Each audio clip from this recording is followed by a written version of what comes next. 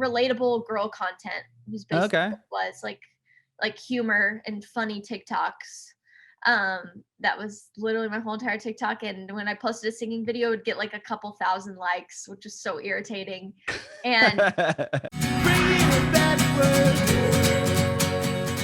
Our podcast is about you and your journey in music, and we'll talk about the new record as well, if that's cool. oh yeah, exciting. Awesome. Sounds good. Sweet. I did see, were you born and raised in Texas? Is that what I read? Yes. Okay. Dallas. Whereabouts in Texas? Dallas? Yep, Dallas, Texas. Okay. Like a suburb of Dallas? I have family that lives in the outskirts. So I'm just curious. Yes, in a suburb. It's called like South Lake. Okay. How close is that to Plano? I'm just curious. Oh, like one of my close friends lives in Plano. That's like 50 minutes. It depends wow. on traffic. It could be an hour and a half. But Yeah, Dallas Fort Worth is massive. It's hard to believe how big it is. It's ginormous. It's ginormous. I don't think people realize that Texas is not always this little small town with farms. I think that's what everybody imagines when I tell them I'm from Texas. Yeah, because Houston's gigantic. I mean, yeah, Dallas Fort Worth's huge. Even Austin's huge. I mean, it's all big, right? Dallas is huge. Like downtown Dallas is ginormous. Definitely not small. Right. I mean, even getting from my aunt and uncle's house to downtown from Plano was like 50 minutes, and it's all still considered within the same geographical locations. Nuts. Yeah, it's wild. If I went that distance in LA, it would take like 3 hours. Right. Yeah. Well, that's awesome. What was it like growing up there? It was so fun. Oh my gosh. I love Texas. I've always told my parents if I end up being successful enough to be able to afford 2 houses, I would love to be able to go back and forth from wherever I'm based. And Texas, I love Texas so much. It's definitely my hometown. And I'm not a hater of my hometown. You know, those people that are like, I need to get out as soon as I can. Oh, sure. Me and my friends will all stay there for our whole lives if we could. So you'd move back to the same town you grew up in? Yeah, I love That's the awesome. town I grew up in. It's really safe and it's so fun, and you know everybody around you. I mean, there's I don't know how many people live in our city, but it's really not that many, our specific city. Sure. That's awesome. Yeah, a lot of people are like, I can't wait to get out of this town. Yeah. I grew up in San Diego, so I'm kind of like you, where I was like, I kind of like it here. Yeah, I love it, Texas. My mom's from Ohio, so. What part? Yeah, Canton, Ohio. It's literally. No way. It's where the Football Hall of Fame is. Yeah, that's what everybody says, but her story I've been was there. a bit different. I have family in Cleveland, so I know the struggle of Ohio. Oh yeah, that's funny. But Canton's pretty cool. I went to that Hall of Fame before. It's amazing how big the Super Bowl rings are. They look all dainty on these guys' fingers, and you see them up close. It's like they're massive, gigantic. It's like a necklace. They're like 10 pounds. Yeah. Well, so tell me about your music career. How did you originally get into music? Well, I didn't really grow up in a musical family. Normally that's everybody's story. That's definitely not mine. Okay. My uncle is kind of into music, but that's kind of as close as it gets. He's kind of into, does he like listening to music? Or no, like, he was a percussionist. Oh, okay. Did he won a Grammy? Yeah. He won a Grammy. Oh, so he's into music. He's way into it. Yeah. And wow. He was kind of really into it, but that's like the only. And he's like half my uncle because my dad and him are half siblings. So I don't know if there's any connection in the family roots is what I'm saying. Okay. But I grew up an athlete. I played softball for 8 years and I tried to do music and softball for the longest time. Don't recommend trying to do 2 things in 2 completely different areas. It's not fun, but I just couldn't pick in between them. And I grew up in the church, so I loved listening to worship music. I always wanted to be a worship leader. That was kind of my little girl dream, or kind of what I always wanted to do. And I was always singing around the house. My sister was a senior in high school when I was 4. And so I grew up listening to Taylor Swift. Loved Taylor Swift. Like, she was so high up there. So do I. Oh, mom. And yeah, Taylor's amazing. I grew up listening to her. In 3rd grade, I told my mom I wanted to do a talent show, and she literally asked me what my talent was. Oh, you're like, I'm gonna hit softballs. Yeah. She's like, "What's your talent?" I was like, I'm gonna sing Adele and play the piano." And she literally had a heart attack. I could just see her face drop so quickly. She's like, "Oh, amazing. Okay." And I did it, and I think that was kind of a very eye-opening experience for everybody, realizing that there was actually potential there. I started Okay. getting vocal lessons Wait, from what? Sorry, real quick. What year was that? You said fourth grade? Is that what you said? 3rd grade. 3rd grade. Third grade. Okay. Yeah. And you must have had piano lessons at some point if you could get up there and play Yeah, an Adele song, right? I it was really bad piano skills, but I had started piano in preschool. I went to a really, like, I don't know, they had really cool classes at my preschool, but I was able to learn a couple chords, and I continued to take, like, classical classes. I did not like taking, like, classical piano classes. It was awful, but I just didn't enjoy it, genuinely Mhm. did not Right. at all. But that same teacher, I asked her to teach me Rolling in the Deep by Adele, and she Mhm. did. And it was just like these chunky chords. It was like the only thing that I could play. So I had some like knowledge of the piano, but I wasn't this amazing piano player. So, But to get up there and play, I mean, that takes a lot of courage. oh yeah, And I to think play that's your just, own, it wasn't like you're singing to the, yeah, a I think that karaoke was version of it. slightly me being delusional and being very confident. I've always been very confident, but looking back, I'm like, how did I have confidence in that? In that. Mhm. My voice was pretty good, but I literally stopped playing the piano at one point and just sing on the stool because I didn't know the rest of it. And my teacher was like, "We don't have time to learn the rest." I was like, "Okay, fine." She's like, "Just stop playing and start singing the rest of the chorus." I was like, "Okay." So my Going a piano, cappella. yeah, I got better over time for Okay. sure. But at 10 years old, I started getting vocal lessons. And Mhm. within 6 months of going to this place called Septian Entertainment Group, Linda Septian has been my vocal coach since I was like 10 or 9. I don't remember how old I was. But I also got choreography classes, and my choreography coach told me that there was an audition to be in this girl group.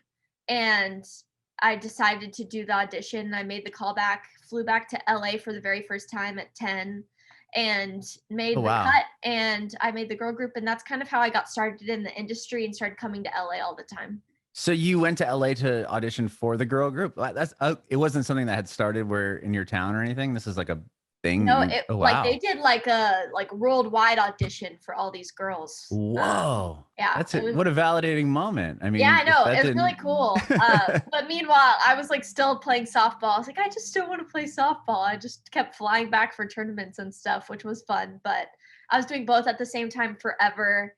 And when I started my solo career around 14, I realized I loved songwriting because the girl group, we did like one songwriting camp Mhm. retreat or whatever those are called, and I genuinely loved it. I thought it was so fun, and so I started getting songwriting lessons at the Septian Entertainment Group. Mhm. And my guitar and piano coach, he was the same guy. He taught me how to songwrite for 2 months, and then I started writing on my own and co-writing in the studio, and that's kind of how I started writing as well. Wow. When you were in this girl group, I don't want to say too long on this. I'm just curious. Were the songs presented to you guys like, here's these songs, and you're Yes, gonna yeah, okay. So and you it was really didn't like have you any learn. creative say in it. Yeah, no creative say at all. And we would Okay. learn the song and go to the studio. It was like whoever sang the best would get those parts and stuff. So, yeah. Oh, okay. Yeah, it was, well, we were like 11, so we Right, had to of be like, course. "Let's write about heartbreak." Yeah. But Yeah. and in this girl group, did you play live shows or was it mainly just recorded stuff?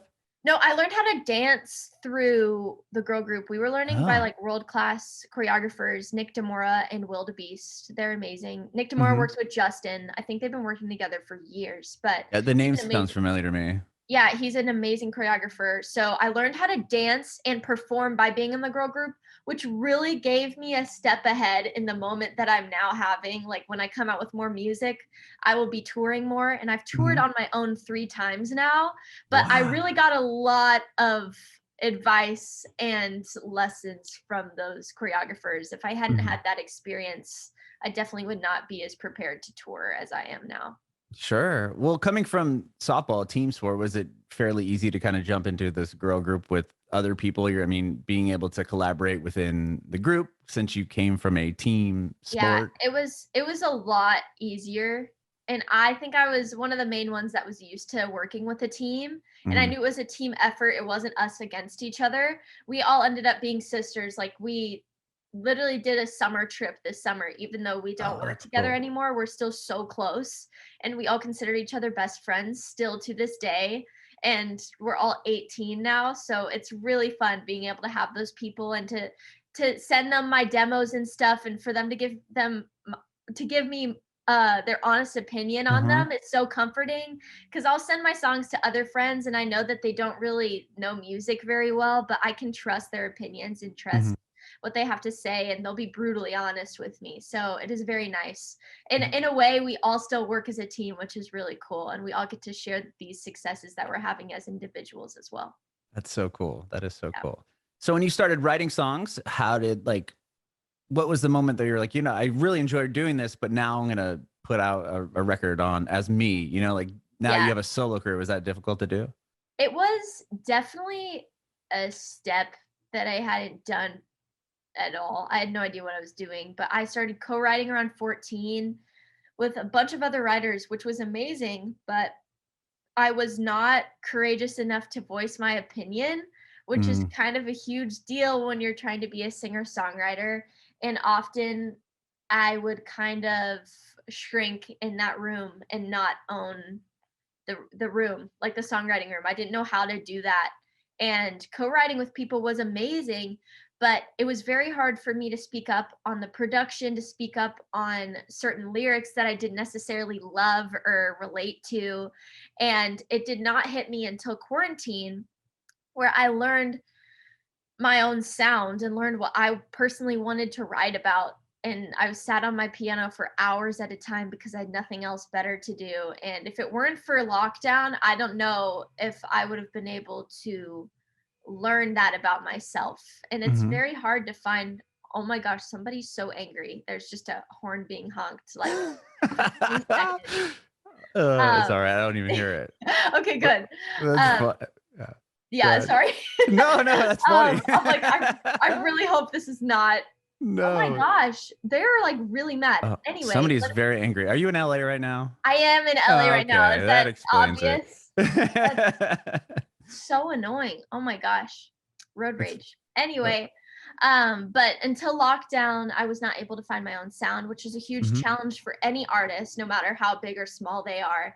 And after I wrote See You Later, it was kind of a song that came out really quickly. Like when I write on my own, I don't necessarily second guess any ideas because there isn't any other opinions in the room. I just kind of write and go with the flow. And See You Later came about within like 37 minutes. I have a full voice memo of when I wrote the song. And Whoa. after I posted it, it blew up. And I had been waiting for something to blow up because people knew me as a TikToker, not an artist, which made me so irritated. Nobody knew that I was a singer or a songwriter.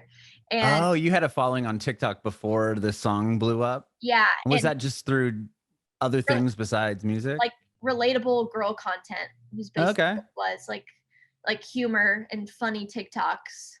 That was literally my whole entire TikTok. And when I posted a singing video, it would get like a couple thousand likes, which is so irritating.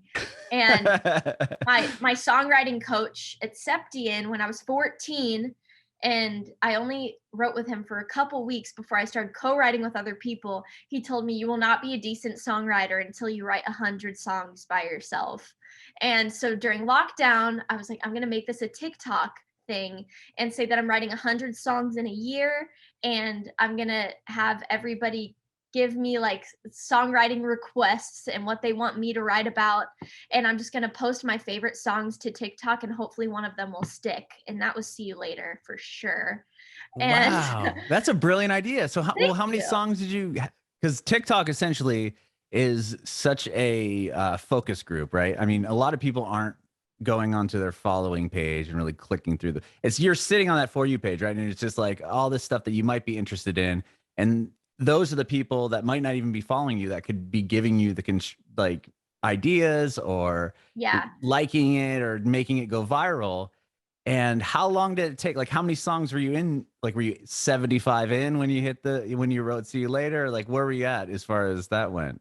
I was at song 45, which is 45. yeah, which is honestly a lot of time. I started it at the beginning of 2021, Okay. and I posted See You Later in July. So that was, like, I don't know how many months that is, like, 6 months into the Hmm. year, like, I'd been doing it for such a long time, and a couple songs had, like, 10,000 likes, or one of them had 100,000 likes. It was about acting like you're dating Draco Malfoy. Don't ask me why that was the one that did well out of all the songs, but that was the one that had done well before See You Later. And Okay. I was like, well, that doesn't make sense if I release that song. And when I posted See You Later, CrowdSurf, I've been working with them for social media. They Hmm. had Nathan Chapman's contact, and they're like, Helen was like, "This is gonna be a stretch, but we're gonna reach out to him. Cassie has his number." I was like, "Okay, okay." And so they sent it to him, and he told me that he wanted to reply yes immediately, but he needed to wait just to, like, be cool. And Didn't want to look he, too eager. yeah, and I flew out like 2 weeks after he said that he would do it, and he had already done the track, like, before I'd even gotten there. And I Whoa. recorded it, and it was basically done within a week or 2, and he is a very quick worker. Props to Nathan, but it was a no-brainer to release See You Later as the single after all the songs that I'd written pre-quarantine, so Mhm. Well, you have a couple records out prior, like an EP and some other yeah, songs out. And was that in those years where you felt like you couldn't really voice your opinion on what was yeah. happening? Okay. 100%. But I toured with those songs. Like, I went on tour 3 times in Europe, and Wow. I toured once in America. And ew, why did I just call it America? I should have said US. That, like, made me weirded out.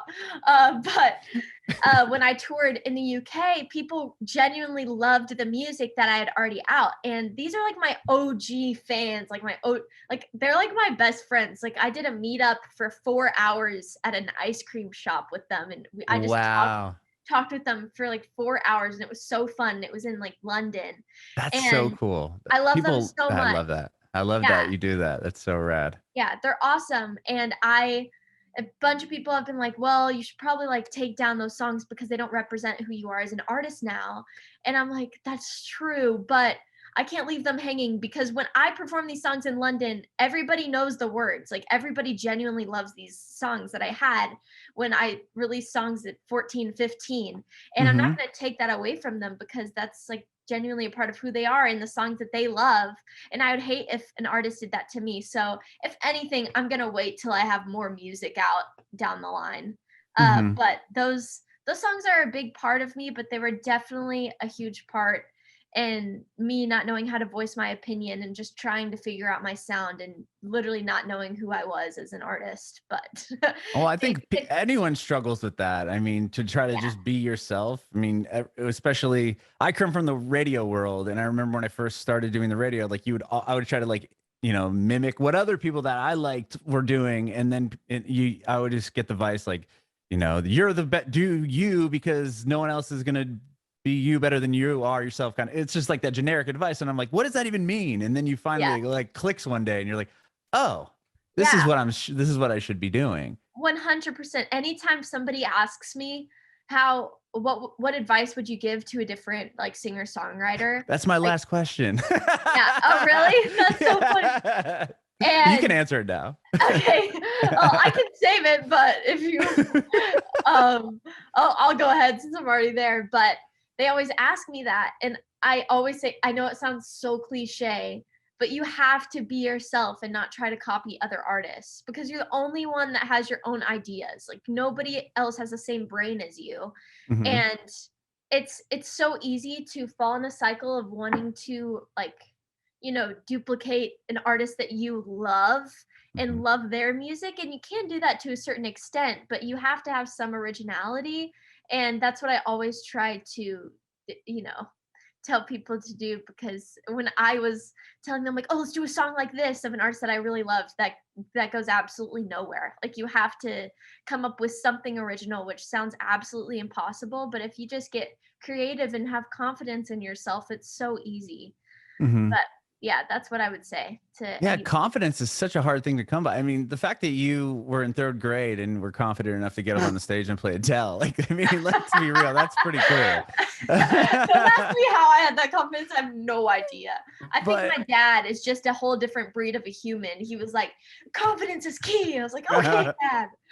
yeah, I So didn't have that pounded in my head. I wish I did. I'm still like timid around people. I could, when you were talking about being in a writing room and not being able to voice your opinion, I was just thinking to myself, like, if I was a songwriter, that would be me. Like, here's the idea, and then somebody would be like, "Oh yeah, it'd be rad if you did this," and then this, I'd be like, yeah, that does sound good." But like, that's cool that it like, so quarantine really lets you open up like that. You were able to, what? Because you didn't have any voices in a room with you. Is that yeah, kind of what you felt? exactly. And there was no pressure. Like none of these songs had to come out. When I was writing with those writers, the songs that we were writing were totally coming out, no matter if I liked them or not. Mm. And that was kind of nerve-wracking for me because it had to be perfect. And I was 14 and Right. 13 for some of the writing sessions. And I knew that these people were a lot more experienced than me. I was like, I'm not about to say something that they're just going to be like, oh yeah, let's do that. Let's do that because, I'm the artist and I said it, but I Right. knew that I didn't have a lot of experience in the writing room yet. I had no idea what I was doing. And so when I was in lockdown, there was no pressure at all. I posted TikToks every single day, like 2 to 3 TikToks at the time. And like none of them had to blow up. And I wasn't scared of a video not blowing up. I think a lot of people, when a video doesn't do well, they'll delete it. And I've done Mhm. that a couple times because I'm like, okay, that was such an awful video. Why did I do that? But if it's something that I worked really hard on, like a song, I would never delete that. And I just started writing and never second guessed myself. And I'm such a huge perfectionist, which is insane. The fact that I'll just be like, okay, that's good. Like when I Mhm. wrote See You Later, I didn't have that much time. And I was just thinking, like, let me just write a song. And I just kept going with the flow. And I just let the lyrics and my brain take me where it wanted to go. And I never second guessed any of the lyrics. Like every single lyric that I wrote was the first lyric that I thought of, which is Wow, wild. that And is. yeah, and when I tell you I'm a perfectionist, dude, I mean, if I film a video of me singing the songs on TikTok, when you see an original song that I post, that at least took me an hour minimum. Mhm. And I like tops 3 hours. That's how wild I get with it. But But obviously, I mean, that's why it does well, I'm sure. I mhm, mean, how many billions of people are on TikTok, like, doing something and it takes them 30 seconds to like, psh, and yeah, like it probably just lands in like one like or two yeah. views or whatever. And Well, I think what there's made something about putting time into it. yeah, the time, it's true, I agree, but See You Later, I was actually rushed when I had to Oh. film that video, and I was going to a Rangers baseball game, and I was like, "Oh, I have, like, 20 minutes to do this," and I did it, like, 4 times, and the last take I posted, and I was like, "Okay, like, sure." And I posted it and it started blowing up and I'm like, you're kidding me. Like I look back at that video and I cringe so hard because the notes aren't perfect. But I think that just like proves the point that you don't have to necessarily be like pitch perfect 24/7. Like it's just Sure. the reality of a singer. You can't sound perfect 24/7. All the time. Yeah, Yeah. it took me 20 minutes and I didn't drive myself nuts about it until after the fact and people started liking the video and they had millions of views and I was panicking. So, Well, was it quick? Like when you got to the Rangers games, you look down, and it's like, uh-oh, like I got to turn my phone off because it's gonna explode. no, not at all. It had in an hour it had 4,000 likes and I was like, "Dad, my video has 4,000 likes." That's a I know. lot. It was like it's blowing up, it's blowing up. And then in 4 hours it had 30,000 likes after the game. I was like, "Dad, it has 30,000 likes." And then the next morning it had like over 200,000 likes. And that's when I was like, it blew up overnight. So I wasn't Mhm. awake when that was happening, but I was on my phone like every second of the day, just reloading it to watch the likes go up because I would do the same thing. Yeah. It's like the lot or like a slot machine. You're like, whoa, oh, there it goes. It's going up again. Yeah. Yeah. Oh, well, you have another song also called 2%. That's a new one as well, right? Yes, it is. It's a part of the 100 songs thing. Okay. And I what brought number did that fall on? If you don't know, it's all right. I think like in the 60s. 45 is the one that I remember though. 60s. Yeah, 45. See you later. Okay. Or it might be the 70s. My mom's gonna check for us. But you have like an Excel sheet or something of all of them? No, she's going to TikTok. Oh, she's gonna go count them on TikTok. Well, no. I put on the video what number it is. Oh, okay. There you go. That was smart. No, that's smart. Yeah, we're not crazy. She was like, give me 15 minutes to count all of them back. Yeah, no, I would never make her do that. But yeah, 2%. I was writing in a room with Casey Smith, and I was just throwing out there like, Jenna, they always ask me what's in your little diary of song titles, and one of them was 2%, and we kind of like pushed past that, and it reminded me of that idea that I had, and I was like, okay, since we didn't write that song, I'm going to write it as soon as I get home because I think it's a really cool concept, and it's about the statistic of how only 2% of high school sweethearts get married, and I'm currently dating my high school sweetheart. And I feel like all the songs coming out are like all about heartbreak. And I even write songs about heartbreak for my like close friends and for all my like friends on TikTok and fans like that are going through that stuff. I write songs for them. And there's no like happy love songs. And so I was like, I need to write about this because it's such a cool concept. So I sat down, and Ryan Tedder, who's my executive producer, he's so amazing. I love that Ryan. is cool. Yeah. What a He legend he is. Oh, he's such a legend. I love him. He's such a cool guy too, such a family guy. I love that. I love that he's just like so normal. But he told me like, why don't you write your choruses first? And I was like, I don't know. And he was like, just try to write your chorus first next time. So when I got home, I wrote 2% and I wrote the chorus first. And then the next day I wrote the verse and then the pre-choruses. And then I posted it the day after, and I thought it was good. And I was like, maybe something will come out of this. And then people started making videos to my original audio, and it has like 15,000 videos to it right now, which is insane for TikTok. It might sound like a little number, like if you're thinking of likes. No. But it low-key became a trend. Like all of the like kind of TikTok popular high school sweethearts were all posting to the song, which was so cool. That is really cool. So excited that I was able to put a song out there that nobody had done yet. And it was like a different concept that I don't normally write about, which was very exciting. And even people that were like, oh yeah, well, I'm the 98%, still love the song. So. Yeah, they're just bummed out that they didn't make the 2% cut. They're like, oh man. Yeah. And like, God forbid, but if I become part of the 98%, I'll probably still love 2% just as much because it's such a fun, happy like song. So I'm very happy that everybody liked the song. That is awesome. And on the 100 song challenge, did you finish it? Where are you at? What number are you on? I'm at song 82, and we're 82. a lot over a year. I started it in January 2021. It's 2022, and we're you're not a lot March. Over. It's still February. But to be fair, like for a month, actually 2.5 months, I was filming because I'm also an actress, so I was on set 24/7 for 2.5 months of 2021. Okay. And every single week I was supposed to write 2 songs. And when I was on set for those weeks, I wrote maybe like 3 songs total because I was so busy like memorizing lines and meeting the cast and being on set like always. And that kind of took a bit of time away. And of course, See You Later did really well. So I think I got out of it what I wanted anyway, but I'm still keeping the 100 songs till I get to 100. And I am definitely anticipating song 100 because I feel like it has to be really good. So I'm thinking maybe I'll just like skip and at 99.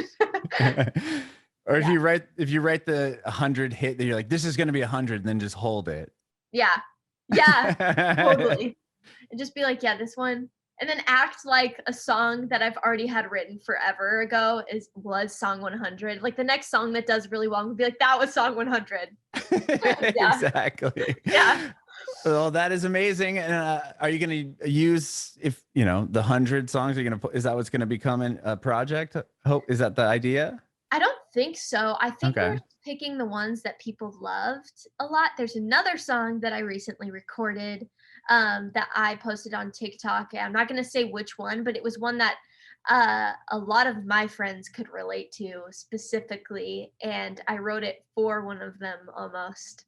And everybody loved it. And it's insane. Like the ratio of views and likes, like, you know, when it's like really close is really Hmm. good. And there were a Yeah. lot of shares to that song. And I recorded that song. I don't know if it'll make the project because obviously I'm hoping to do an album, which will Hmm. probably come towards the end of this year or the beginning of next, but a lot of music will lead up to that. And this song feels very special, but I've just been picking my favorite songs from the 100 songs. I Hmm. never imagined that I would make an album out of all those songs. I mean, I could, but if they all blew up as much as See You Later did, of course I would, but that's not the case. But it was just kind of a goal for myself to become a better songwriter and feel more confident in what I have to say in a writing room. Yeah, I love that. Well, you're doing amazing things, obviously. Thank Congratulations on you. the success of that song. It's so cool that it Thank kind you. of came the way it did. Yeah. You should release the 37 minutes of you writing it. I think that would be cool.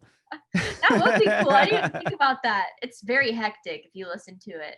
It's People funny would to love listen that. to the song coming about, like to hear before I knew what the song was is really cool. Yeah, put it out. I'm just telling that could fit like I don't know how many TikToks that could make. Like 37 at Yeah. least. Do you So know that TikTok sound of Taylor Swift writing with her producer and they're riding Getaway Car and they figure out the bridge in like 20 seconds. They write the bridge and oh yeah. yeah, it's a viral sound on TikTok and everybody reenacts it because they thought it was so cool. Uh-huh. And it's so funny. Everybody's like me acting like I'm Taylor Swift writing Getaway Car and they have like the whole entire thing memorized of what she says. Yeah, that You would be could do me. something like that. That's Yeah. awesome. That is a great idea. Did mom ever figure out what number 2% was? I'm just curious. 71. 71. So Yeah, 45 and 71. There yeah. we I go. I haven't gotten very far since 2%. I'm on 82, but I've That's been writing. still good. Yeah, I've That's been really using good. all my ideas with other writers, like with Ryan and with Casey and a bunch of other people that I've been writing with. I've been feeding them my ideas that I've been wanting to write about because I know I'll be excited to write them. But then when I get home, I'm like, oh shoot, I used all of my ideas in the studio. I can't think of anything. So Okay, so those are separate worlds. You don't take the world that you win the writing room there to the TikTok yeah, 100 no, song challenge. Got I it. I definitely want the 100 songs to be strictly the songs that I wrote by myself. Love that. Yeah. Well, thank you so much, Jenna. You are awesome. I really, really appreciate you taking time Aw. to hang out with me today. This has been so much fun. Thank you, Adam. No, this is very, very fun, and I loved our little chat. It's been very exciting to do things like this again. Bringing it back